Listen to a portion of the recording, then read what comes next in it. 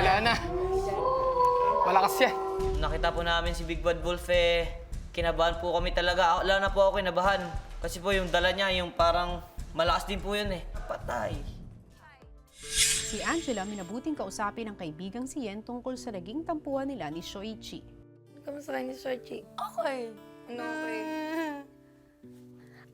Diretso yung mga akawan. Ang tanong ko nga muna, kamusta na kayo ni Shoichi? O bakit? Bakit ko naman siya papansin? Oh, bakit mo siya hindi papansinin? So ako dapat po. Tinatanong ko nga lang sa'yo. Siyempre, Day. Kaya hindi ko siya papansinin. Kasi nga, wala. Ayoko lang. Oh, ba't ayaw mo lang?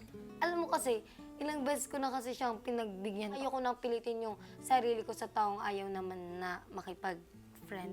Kung may nagawa siya sa'yo nung una na sabi ka niya, may nadjo-joke ka din dun sa isa na nasasaktan din yung isa. Ang O gusto mo tulungan kita, mag-usap kayo, dalawa kasama ko. Nang makakuha ng tiyempo, pinagharap ni Angela at si Yen at Shoichi upang magkausap. Base sa aking obserbasyon, hindi kayo nagpapansinan at kayo nag-iiwasan. Maaari ko bang marinig ang pahayag ng bawat isa sa inyo? Gusto ko po marinig muna sa kanya no, kung bakit, kung anong nararamdaman or bakit ganyan siya. Kaya gusto ko po marinig galing po sa kanya. Kaya yun po. Hindi, kasi ganito kasi yan. Kapag kasi nagjo-joke ka, yung parang hindi mo napipigilan yung sarili mo na kapag, kuwari, magbibitaw ka ng masakit na salita, ang iisipin mo pa, mas tama ka. Hindi mo isipin na kung ano yung naramdaman ng isang tao. Ang akin lang naman, bawasan yung sometimes attitude.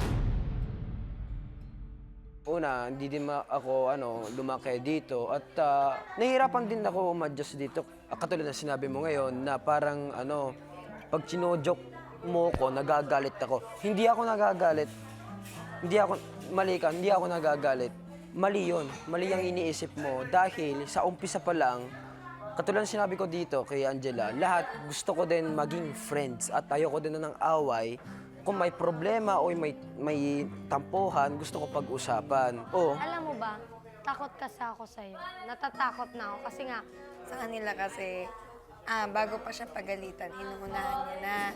Ano? Ibig sabihin, kunyari, ako, bago ako mapagalitan ng nanay ko na di ako nagugas ng plato, huhugasin ko na para di ako mapagalitan. Ganon. Di siya sanay na pinapagalitan siya.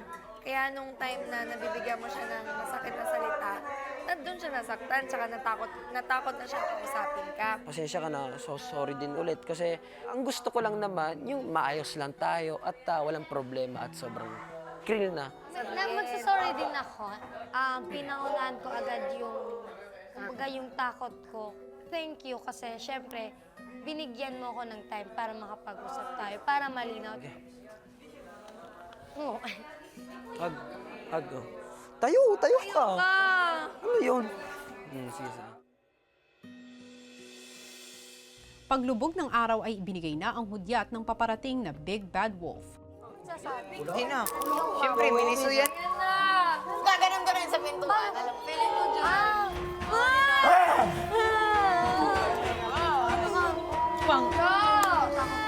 Tanta ka din! Ay, wala na. Malakas yan.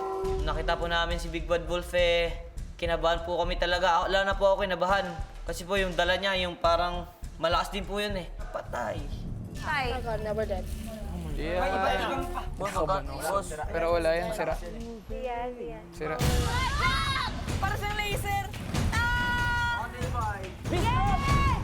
Patay.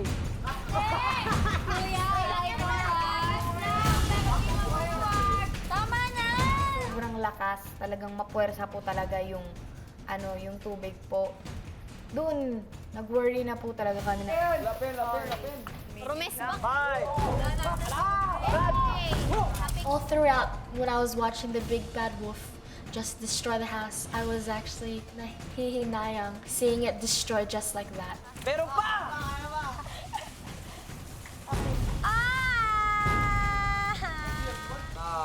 Sorry kayo guys.